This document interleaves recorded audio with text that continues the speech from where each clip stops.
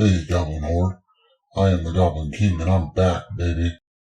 I have plumbed the depths of insanity. I have plunged into the icy abyss that is moving, and I have returned. This time, from a new location. Though it's just as dark, primordial, and cramped as my last location. Probably more so. Definitely more so. More comfy, though, for sure. I'm just sad that I had to leave you all for a week straight in order to get all the shit done that I needed to do. I'm still not quite settled in, and there's some stuff that I can't find that I know I packed up, but a week off was definitely long enough. Perhaps too long.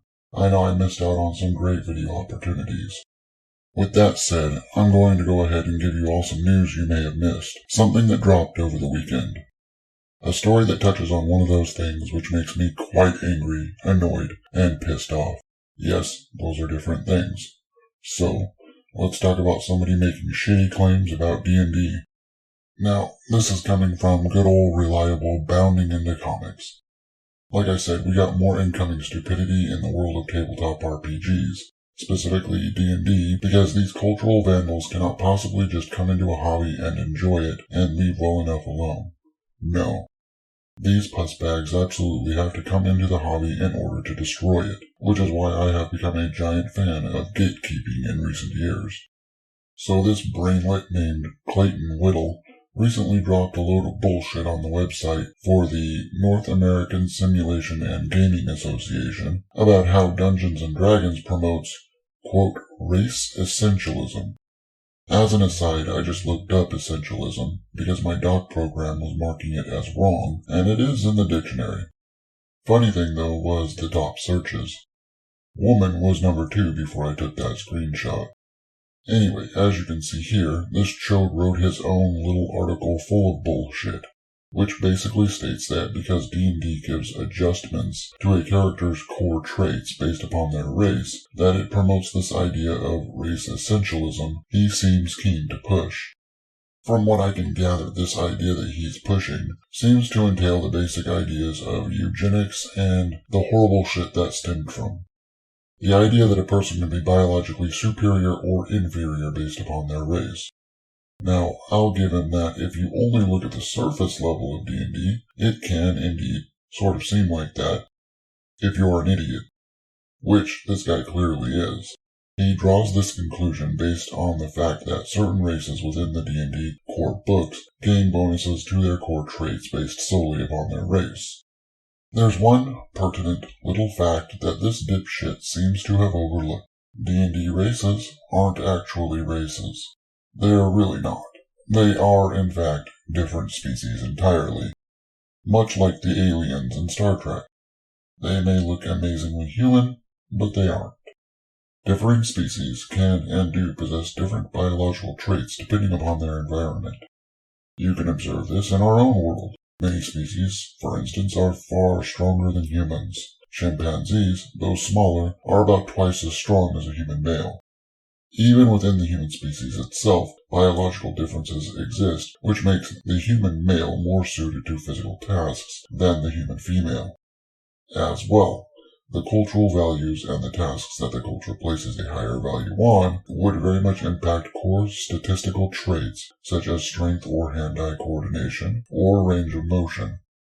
If a species and or culture placed more value upon the cerebral, that would lend them to train those aspects of themselves through reading, memory games, puzzles, etc. These are the things that the raw stats and the, quote, racial bonuses are supposed to be reflecting within the game world. Which, of course, is done imperfectly, because it's a fucking game. Elves gain a bonus to the intelligence stat, because they are one of those races that values the cerebral. However, as in most TTRPGs, the intelligence stat is not a reflection of the raw IQ of the individual being created. Or, rather, it's not just a reflection of a character's intelligence. It's an amalgamation of many different mental traits, which makes a person seem smart or dumb. Your character, for instance, can still be very smart, have a high IQ, but still have a low intelligence score because he or she just doesn't have the skill to put her thoughts into words, as a for instance. Your character might be a former gymnast who worked in a circus, but have a low dexterity score because she shattered her leg when she fell off a trapeze or a high wire. Orcs have a bonus to strength because that's what their culture values the most, and, in their often brutal societies, the biggest and baddest are the ones that survive. As a consequence, they are also the ones that breed. Therefore, these statistics aren't about any sort of connotations to any real-world race. These are different species and different cultures, and hold no correlation to real-world racism. Period. In fact, there was a fun study put out by this guy, who was setting out to test several hypotheses from whether or not orcs are actually perceived as racist, to whether or not D&D itself encourages racist views. This thing, unlike Whittle's trash, was peer-reviewed, cited, all that jazz. This was the conclusion he came to.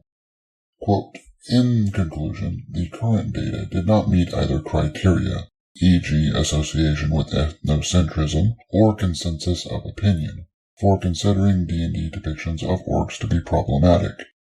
The D&D game was not associated with ethnocentrism in real life, nor did a consensus of individuals, including people of color, find the depiction to be offensive or racist.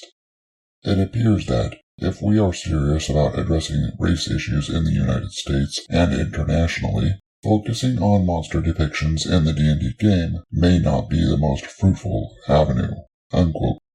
So, on that note, goblins, I think that's all I've got for you. As always, these are my opinions. If you'd like to give me your opinions, you can do so in that handy comment section down below.